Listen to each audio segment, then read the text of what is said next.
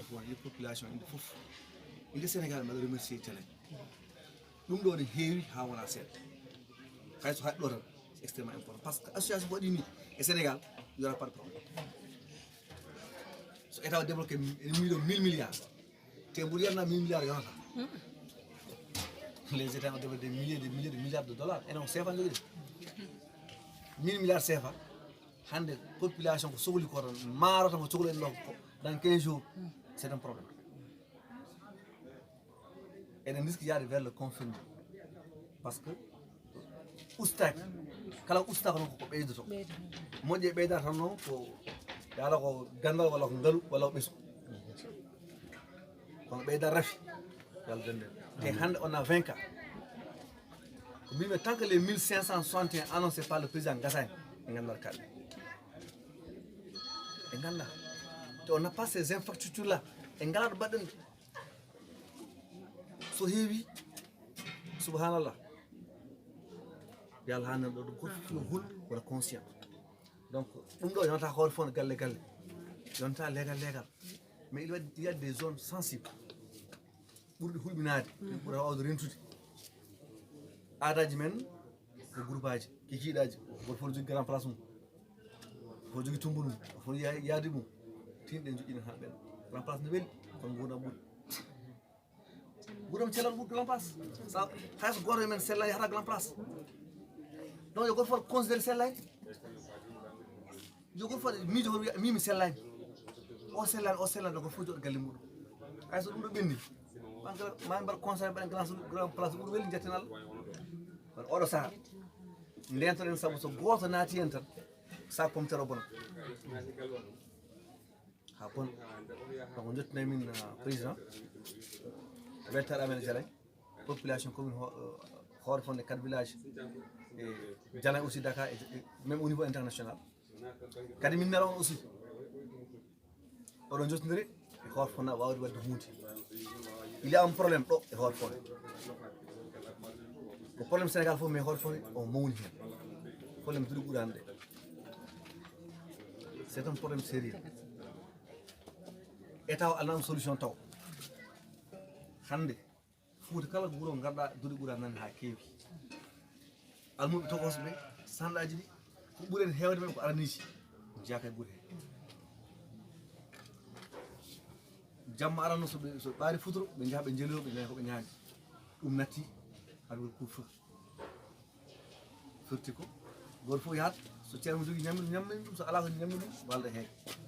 goto men fof yo miijo sino ko ɓiyi wonno comme ça va passer sino ko ɓiyi wonno holno mbatta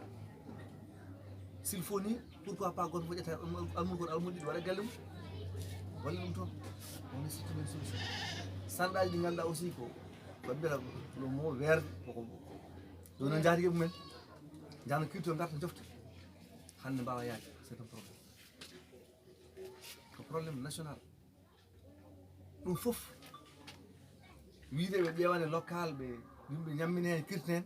wawa wonde par ce que andaɗo haɗata hol solution jogaɗo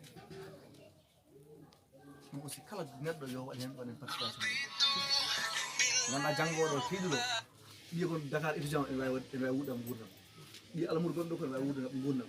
min baaɗe denɗe wawi wuɗɗam gurdam so goto fof waɗa no duttoɗa fof mbiɗa ko ɓiye ko miña ko baaɗe ko denɗe hoorema en fait donc jiyaɗo nden ñammi sa ɗo ñammini hen goto ene ɓuuri wadde janggoɓe mbi ko ñamminde keyɗu longel woto ɓuuri haji makko donc o rafi o aussi o rafimo Allah yo wonore en aussi dewal Allah en même temps donc préfet c'est juste un message faade population faade tout le monde kono onon woni autorité par ce hande ko mintere ɓe laami minen min ga laamu c'est le pouvoir de l'armée avec couvre-feu et tout donc weltanade association Dialay weltanade population aussi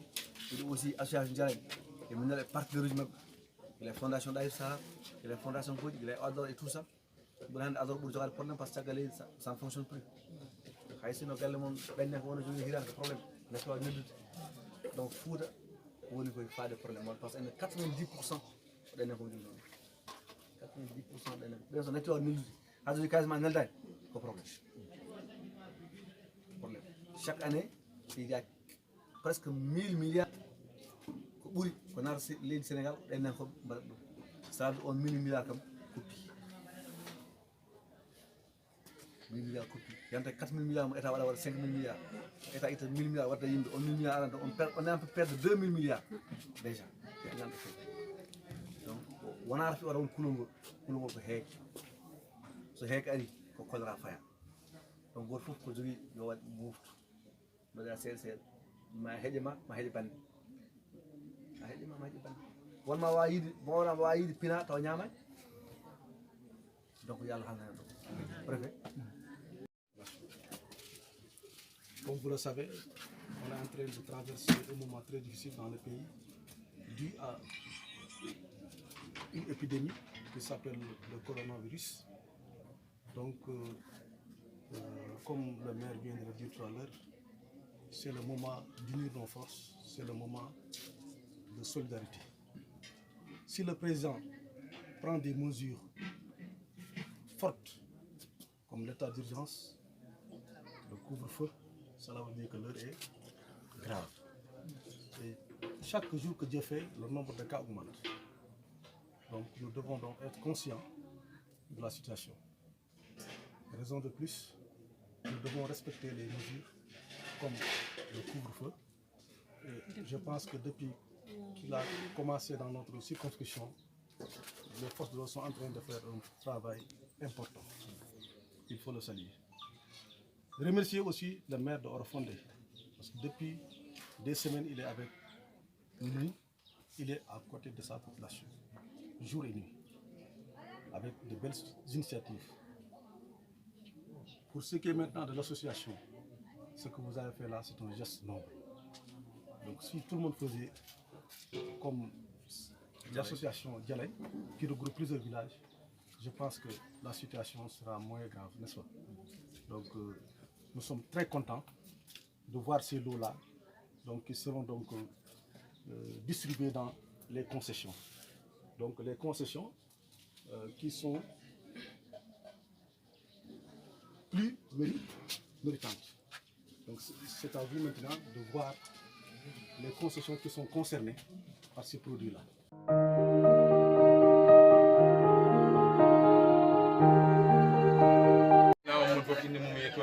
wonnen ɗo ko président Amadou Ly section Dialagne mo Fouta donc oɗo bagage mo jiɗon ɗo caggal o ko Dialagne addi ɗum ɓe gadden ɗum bandiraɓe hoore fonnaɓe kanko aussi kanko jeyti ɗum no gaɓɓani koye hoore fonde gonnen donc kokken mo konngol o haala men gueɗe ɗe no yaari programme o fof no yaari donc Amadou Ly a wiyama aɗon huccire bandiraɓe e donc Fonde TV on jarama caggal nde jettuɗen Allah julɗen Mouhamadou ɓurnaɗo windere o weeli Allah wone makko en jetti jinnaɓe no fewi kono kadi en jetti ɓesgu hoore fonde foof debbo e gorko wonɓe e wuuro wonɓe e ladde foof guila ɗo e hoore fonde ha Dakar ha e Diaspora foof en jetti Allah en jettiɓe ɗum ɗo wona boulet association développement village mo hoore fonde ɗum onon koye moɗon pawi hen guite moɗon donc ko ɓuuri kadi holliri oɗo musiba beeyo e oɗo rafi gonaɗo ɓe mbi ko sénare woni yumma laaɓal ɗum tagui association kañum ne jooɗi mecci vraiment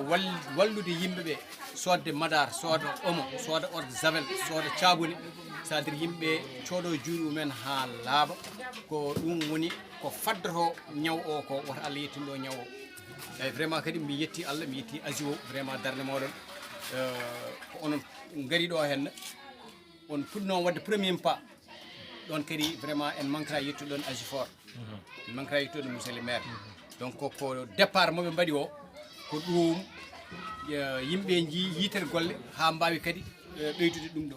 donc en jetti Allah en jetti association développement village hoore fonde particulier kadi mboɗo yetta Abdoul Djibi Ndiaye donc neɗɗo ana halfine hunde ko liggey janano woni Dakar mais jarni mo woppi hajuji makko foof o oppi liggey mo waɗanno sutulo o dari o yihini hoore fonde fof o sodani marchandise o foye oto mais kadi mi yetti Allah mi yetti kadi vraiment biram gonɗo ɗo hen o e délégué ji ɗi foof dendagal ala paltor eyyi vraiment ko ɗum tan jinnomi ɓeydude hen so tawi onon on nawi bagage o e nder wuuro he ha joni ɓeyde sensibilisation ala suka ala ceerno ala mawɗo dandal ma hen tan ko laaɓa